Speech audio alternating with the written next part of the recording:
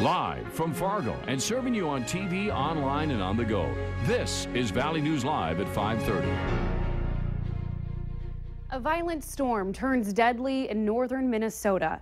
2 people are dead and 2 others injured when storms rolled through a scout camp in Minnesota. It happened near Basewood Lake, which is about 6.5 miles out from a Boy Scout camp at the Moose Lake entry into the Boundary Waters canoe area. The 2 dead are an adult female assistant and a Boy Scout. The 2 injured are being treated for non-life-threatening injuries. The Boy Scouts were from Texas. Their ages are unknown, but the camp serves high school age students about 13 to 17. And at this time, they don't know what caused the deaths and injuries. Tonight on Valley News Live at 6, Valley News Team's Ashley Bishop explains the steps local Boy Scout leaders take to keep your kids safe. And as those storms also rolled through Beltrami County last night, hundreds, if not thousands, of trees and power lines were brought down. Valley News Team's Christy Larson gives us a look at the damage that's been done in the Bemidji area. We heard the sirens during the night. We were sleeping and we heard the sirens. So we all went down to the basement. The closer it got to Bemidji, the more ominous it looked. And just as it was moving into Bemidji, it did intensify significantly.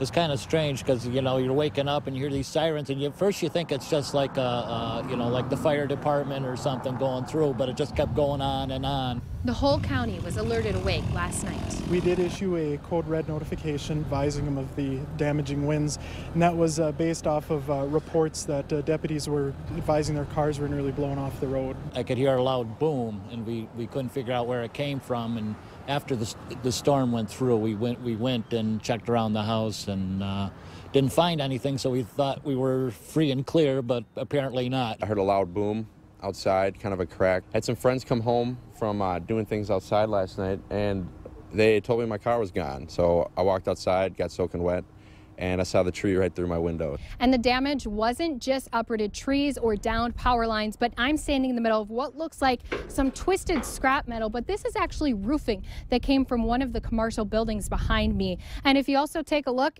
it looks like there's snow on the ground, but that's insulation from the roof, just adding to this cleanup.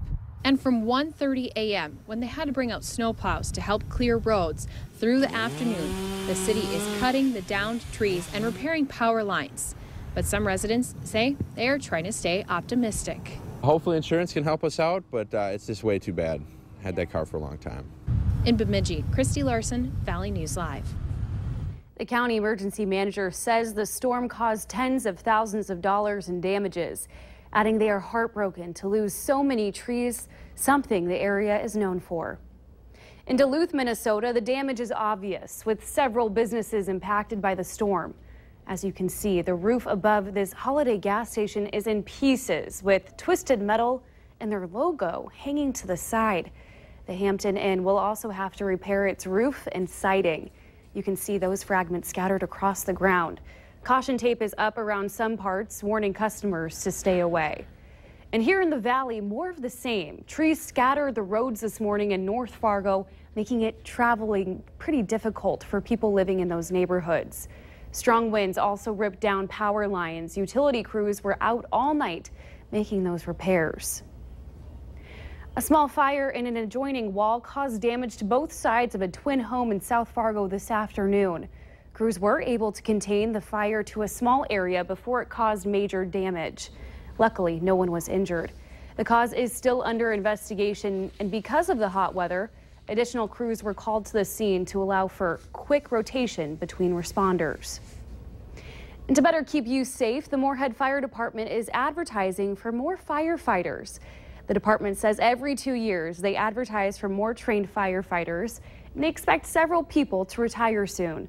While staffing is not a major issue facing the department, they are looking to build a new fire hall in the coming years as the city keeps growing south and east. Also, the current construction climate in the city is another big headache crews have to work around. But Fire Chief Rich Dyson says they are trying to be good stewards with your tax dollars.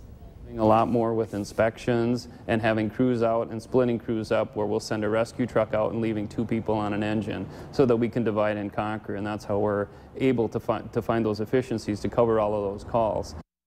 Coming up at 6, hear more from the Moorhead Fire Chief about the challenges his department faces and what that means for your safety.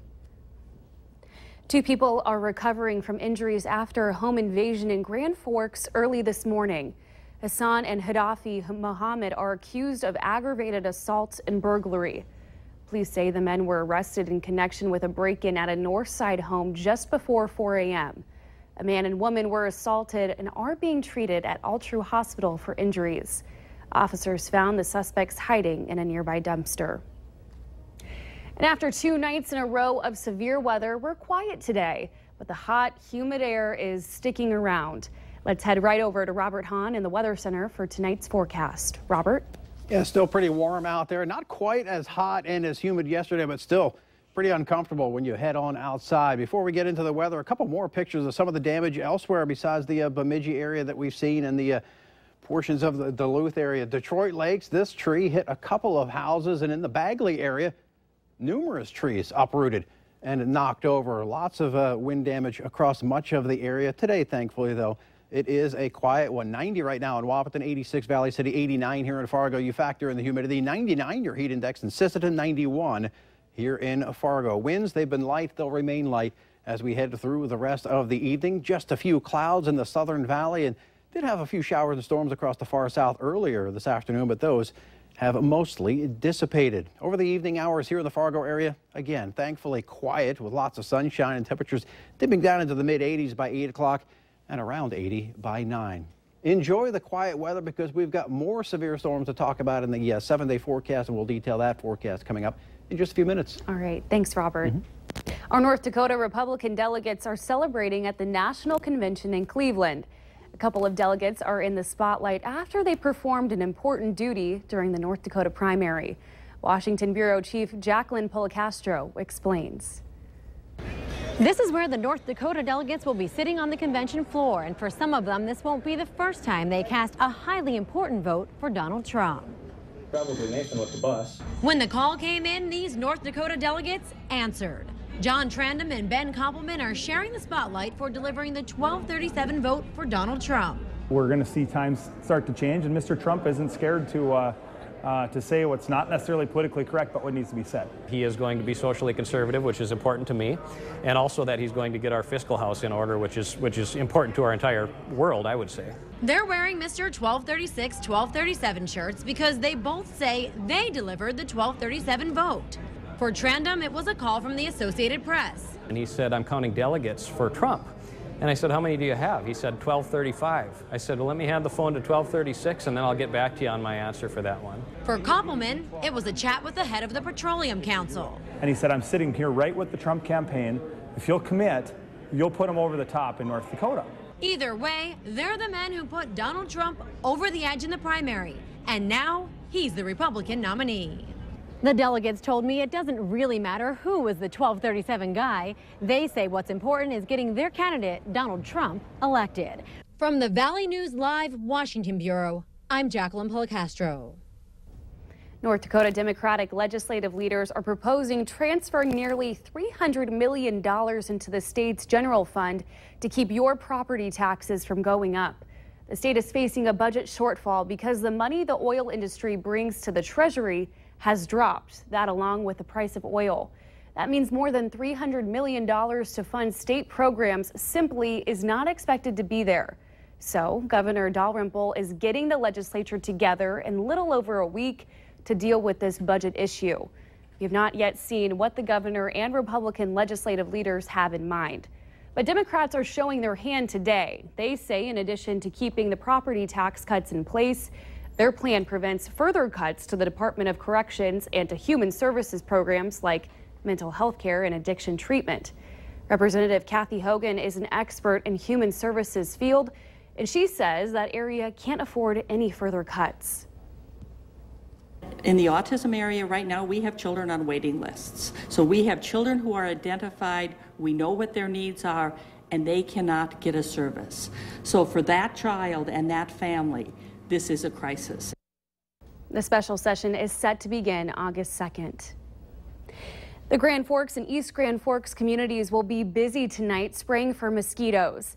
This comes at a time when Grand Forks Mosquito Control continues to identify mosquitoes and birds that have tested positive for West Nile virus.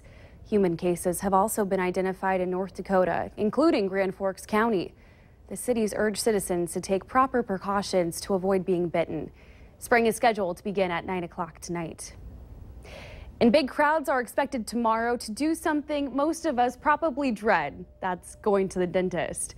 Today, dentists and other dental professionals are gearing up in Moorhead for some 2,000 people who will be getting their dental work done for free. And people have already started lining up. Volunteers are helping unload the trucks and set up the dental chairs and other equipment. So here's the way it works. Starting at 5:30 tomorrow and Saturday morning, the dentists and their assistants will go to work dealing with your dental issues, such as cleanings, fillings, and perhaps a root canal or two. The service is provided on a first-come, first-served basis. This free dental clinic is a program called the Minnesota Mission of Mercy. It provides free dental care to children and adults who, for one reason or another, aren't able to get it.